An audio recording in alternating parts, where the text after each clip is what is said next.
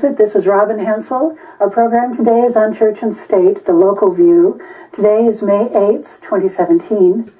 And I see you have a lot of material to cover here today, Robin. Yes, and before we start, I want to mention that we're wearing red because today is in conjunction with the Women's March that was held in Washington. There's a national movement today called... An international movement. Probably international, Yeah. yes. A Day Without Women. Right. And they are asking women to wear red in solidarity and to not go to work, to not purchase anything, and to do, kind of withdraw from our normal responsibilities. Mm-hmm. So it's an appropriate day for us to be filming on this Church and State Church show. and State. Exposing truth and talking about justice related to religion and church. And from women's point of view, since we're the only two people Right. here today, we don't have any guests. Right. So we're the women with the answers. So, maybe a good way to start this is to talk about a recent letter to the editor that was in the paper here, written by Deborah and Gary Boltnick from Little Falls. The title of it is "We Will Leave Our Light On." To the editor, our front door light is on tonight, and it will be on every night, while politicians debate who is and who is not welcome in our country. Our light beams our hospitality to anyone who is hungry, lost, or lonely. You are welcome here. You will be safe here. Our front door light represents the extravagant welcome we extend to all, and all means all. I get goosebumps reading that. Yeah, it's a huge commitment for them to have made. That is a true statement of inclusivity, of welcomingness, of the real American spirit, and of a real show of at least Christian viewpoint, Christian, what Christ taught. And I would say Muslim too. The Muslim Right, people exactly. have a very welcoming inspiration behind their work. Absolutely. So that's, I noticed that. Yes. And then a good friend of mine, he's been a past guest of ours on this show, sent me these quotes. Herb Davis. Oh, Herb, yes. And I'm just going to let Theresa, you read them all. That's what Herb sent. Okay. This is from Sidney Hook, The Partisan Review, March 1950. As a set of cognitive beliefs, religious doctrines constitute a speculative hypothesis of an extremely low order of probability. This is just the sort of language that Herb likes. The kind where you have to read it twice and then think. Set of cognitive beliefs, religious doctrines. As a set of cognitive beliefs, religious doctrines constitute a speculative hypothesis of an extremely low order of probability. So basically what Mr. or Ms. Hook is saying here is that faith as a set of beliefs is actually not very smart because the probability of the things that we believe in being true is very low. Richard Leakey, One Life, an Autobiography, 1984. I myself do not believe in a God who has or had a human form and to whom I owe my existence. I believe it is man who created God in his image and not the other way around. You may remember that Herb is a lovely atheist. I like atheists. They're always such honest, decent people.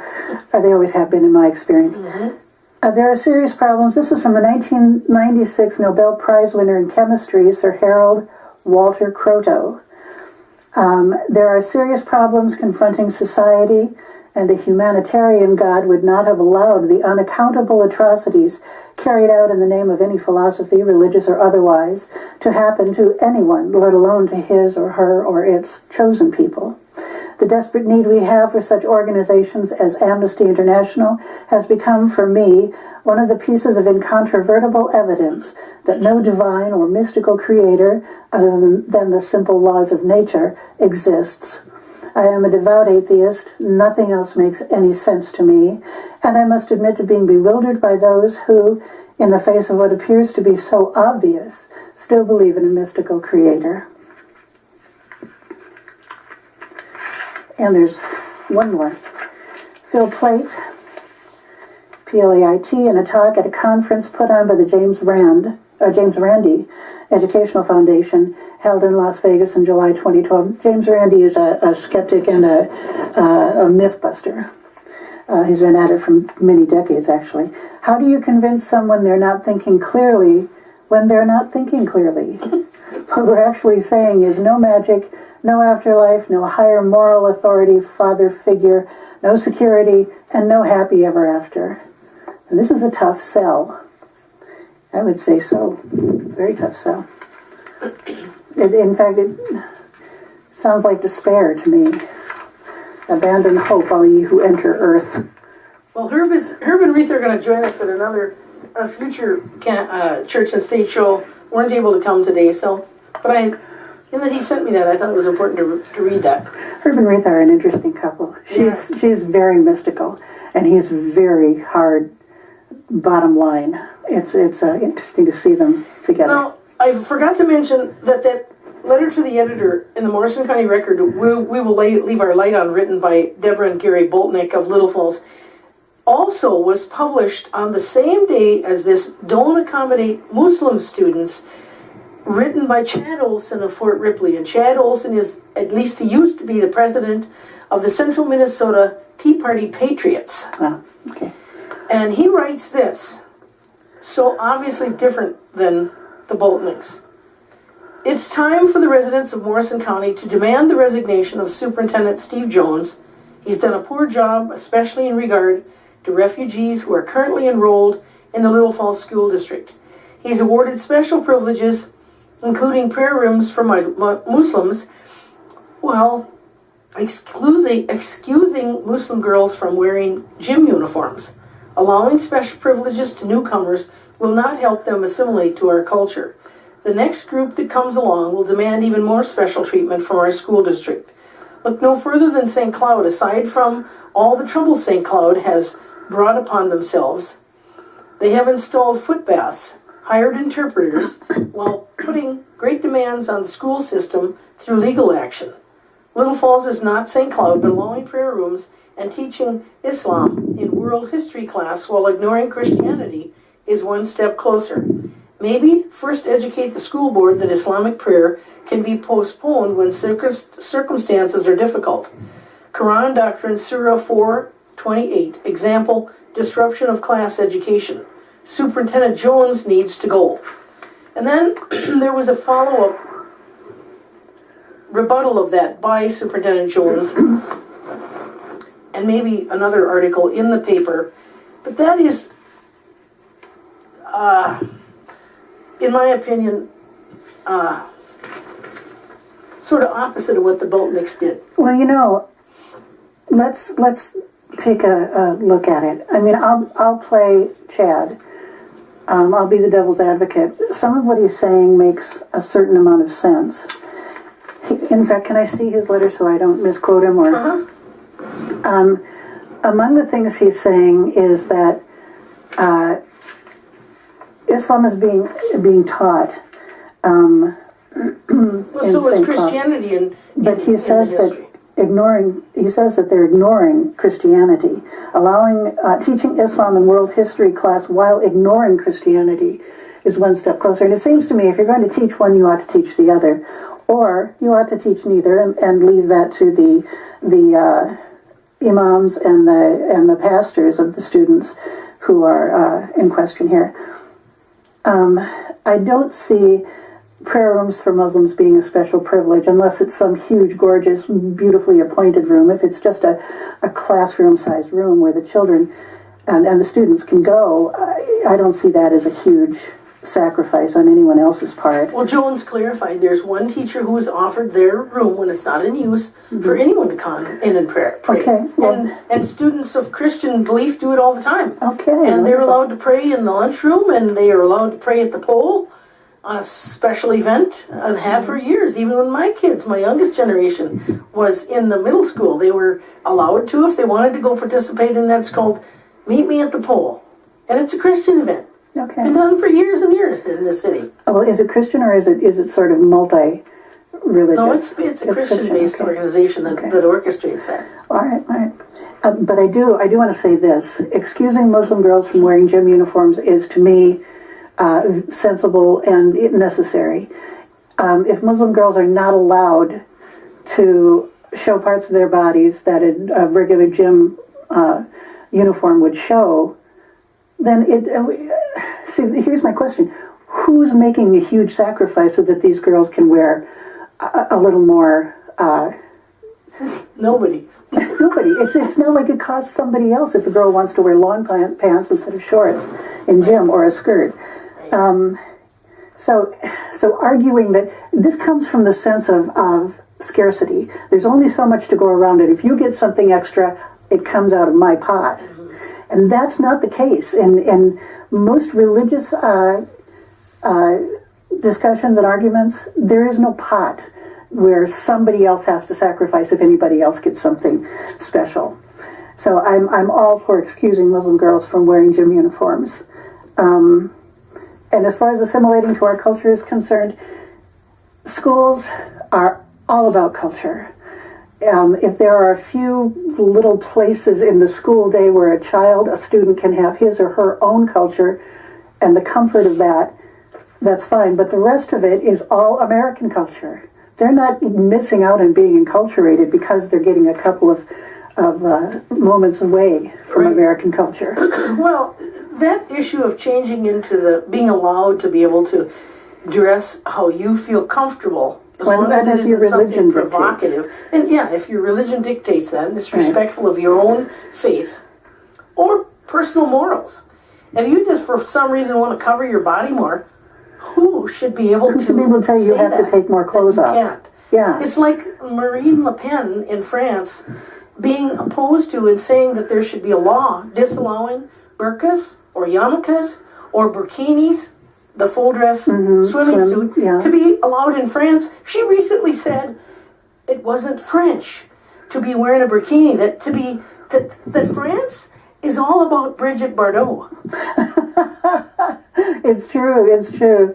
Not French to wear a bikini, that seems very strange. In fact, I think bikinis started in France. But you know, not burkinis, honestly, bikinis. If I want to, because of my being heavier than I used to be, swim in my clothes, or a full covered outfit, a bathing suit, whatever, instead of a little bikini like I used to wear when I had a Barbie doll figure, whose right is it to say and control that except mine? Exactly. If I want to go out to Belle Prairie Swim Beach and swim in exactly what I have on today, less this vest, or even including the vest, whose right is it to tell me I can't or shouldn't do that? Right, as long as it's not unsanitary. There are some swimming pools that don't allow you to go in a t-shirt and shorts, but that's because of the cotton fibers from the t-shirt, and swimsuits don't have that same fiber shedding tendency. It clogs up the filters, is how I understand it. But I still say that there should be no rule or law or expectation coming from any direction that says you have to take off more clothing if you're going to participate. Right. It's just wrong. I've seen the bikini, and it's attractive to me. In fact, I wouldn't mind owning one and wearing one, because it covers up a lot of this excess stuff that I have. Exactly. Okay, so along those lines, from an article December 17th of 2015, the former music teacher from Little Falls Schools, whose name is Becky Dawson, wrote this letter to the editor. And I guess I'll just read the whole I'll let you read it. All right. But the highlighted part, emphasize, will you? Okay. To the editor, it was disheartening to open the record and read the controversy over the season's greetings decorations at Le Bourget Park. As a former music teacher in Little Falls for 32 years, we had great cooperation from all parents involved in our public school midwinter concert. Now, because many of our songs were of a religious nature, those of other persuasions politely chose not to have their children participate in the concert. This produced a working together for the benefit of the entire community atmosphere, instead of each family selfishly thinking of themselves. This was an important part of the season for the majority of Lindbergh school families. I'm not a resident of Little Falls. We do most of our business in Little Falls and look forward to the Lions Club display. Perhaps private businesses such as the hospital, convent, funeral home, or orthopedics would be willing to work with the city to rectify this issue. Would it be possible for private homeowners to display these decorations on their front lawns? It's a shame that this issue cannot be resolved to benefit the majority of residents in Little Falls and the surrounding community, instead of surrendering to the whims of one or two. Becky Dawson, Bertram. So, when my kids were attending Lindbergh Elementary, at Christmas time, they sang a lot of Christmas hymns and traditional songs that involve Christianity. Still goes on today. Almost every single public event that's held at the school has some form of the Christian theme woven through it. So nobody in this area needs to complain that Christianity doesn't take precedence. It does. It absolutely does. Now I'd like you to read that letter from that Carrie Meyer, please. Carrie Meyer. St. Cloud's friends expressing fear and hate over the recent horrifying events at the Crossroads Mall. I urge you to reflect on the words below. Let's stop for a moment and talk about the horrifying events so we know what's going on. This would be the stabbing in the Crossroads Mall. Right. I also want to speak tonight to Muslims throughout the world. We respect your faith. It's practiced freely by millions of Americans and by millions more in countries America counts as friends. Its teachings are good and peaceful, and those who commit evil in the name of Allah blaspheme the name of Allah. Yes, that's right. George W. Bush said it. He was a Republican president of the United States, and it was September 20th, 2001, just days after the September 11th bombing. Please consider taking a page out of his book and take the high road. Hate begets hate, as you are experiencing now. You have the power to stop the cycle of madness. You can get off any time you'd like. Choose peace. And then, this was sent to me by somebody, I can't remember who, but it's interesting. From a 1938, Professor Lukac writes that. 1938. Okay, Professor Lukac warns that it will bear the misleading label Americanism. When and if fascism comes to America, it will not be labeled made in Germany. It will not be marked with a swastika. It will not even be called fascism. It will, of course, be called Americanism. Professor Halford E. Lukac of the Divinity School of Yale University said yesterday morning in a sermon at the Riverside Church, Riverside Drive on 122nd Street. The high-sounding phrase, the American way, will be used by interested groups intent on profit to cover a multitude of sins against the American and Christian tradition, such as lawless violence, tear gas and shotguns, denial of civil liberties, he said. There is an obligation resting on us all to dedicate our minds to the hard task of thinking in terms of Christian objectives and values so that we may be saved from moral confusion. For never, probably, has there been a time when there was a more vigorous effort to surround social and international questions with such a fog of distortion and prejudice and hysterical appeal to fear. We have touched a new low in a congressional investigation this summer, used by some participating in it to whip up fear and prejudice against many causes of human welfare, such as concern for peace and the rights of labor to bargain collectively. Again, that was 1938. And this is something of interest. I'll just want to insert this right about here. Someone also forwarded this article to me. These are the 10 dumbest cities in Minnesota. Guess which number Little Falls is listed at? Somewhere in the top 10, let's see, Number say 8. 8. That's actually better than I thought. Pictured here in this article, with our population of 8,291, adults with high school diploma 14.6, teenage high school dropouts 5.9%.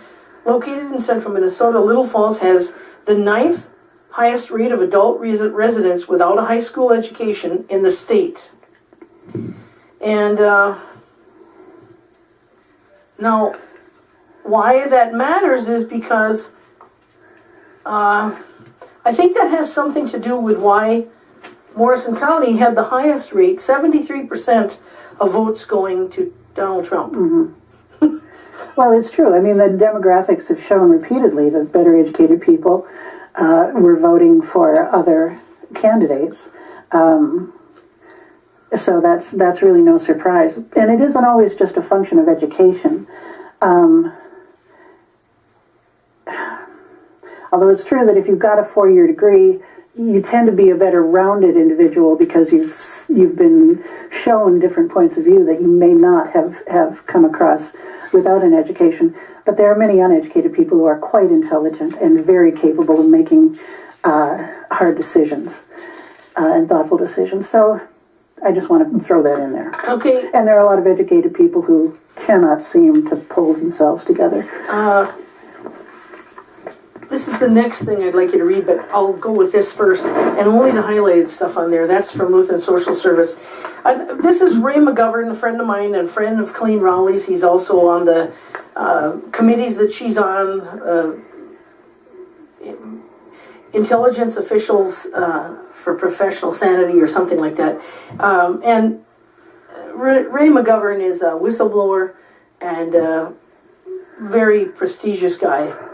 He writes, March 24, 2016 video shows a total lack of concern on the part of Israeli soldiers and other bystanders. Not one good Samaritan is in evidence, either before or after the Israeli soldier administers the coup de grace.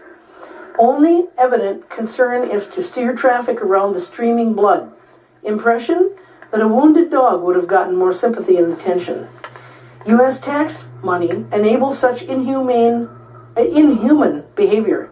U.S. taxpayers cannot also be bystanders. In a world of victims and executioners, it is the job of thinking people not to be on the side of the executioners. That's Albert Camus. Mm-hmm. A no uttered from deepest conviction is better than a yes, merely uttered to please or worse, avoid trouble. Mahatma Gandhi. When injustice takes place, few are guilty, but all are responsible. Indifference to evil is more insidious than evil itself. Rabbi Abraham Hensel. This is in reference to an article that's titled, Israeli Rights Group Releases Video of Soldier Executing a Wounded Palestinian. And what happened was this Palestinian was wounded, and he's dying, he's bleeding out basically. And eventually, cars drive around him. Nobody says or does anything to help him, including the Israeli soldiers that were there. And the ones who wounded him, perhaps? Yeah, he was there. The Israeli soldiers were there, but they didn't do anything to help him. And in the end, that same Israeli soldier ends up giving him the final blow to the head that finishes off his life. And that's what Ray McGovern is referring to, that it was a completely inhuman act. And our tax dollars of, I believe, $30 billion a year going directly to Israel are involved in that. We're complicit based on that. And so now I'm going to let you read. This is from Lutheran Social Service, actual statistics on refugees and immigrants. Go ahead, Theresa. Refugees receive a one-time grant of $1,125. They also receive a loan to pay for their travel to the U.S., which they are required to pay back. Now, these are refugees, not just people coming in on a whim. We are required to help new refugees find employment. Let me start over. We are required to help new refugees find employment as soon as possible.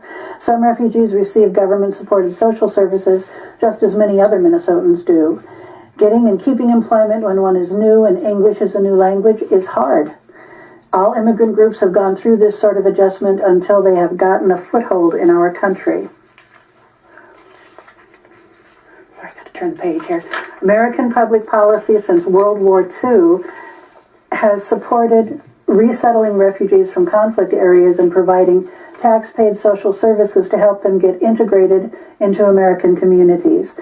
As consumers, immigrants in Minnesota have an estimated $659 billion in lifetime earnings, an annual purchasing power of $55 billion. Immigrants pay an estimated $793 million in state and local taxes annually. Minnesota Chamber of Commerce has a compelling presentation which explains that we need immigrants to keep our state's economy strong and competitive in the decades ahead. Once refugees are resettled, wherever they are first sent in the U.S., they are free to move again, as is any other American. While school systems may need to make major adjustments, they also benefit from increased state aid with the influx of new students. State aid to public schools in Minnesota is boosted for students who require English as a second language support. So this is an answer to the people who say the refugees and undocumented aliens are coming in, and they're just sponging up all the cultural and social resources. Right.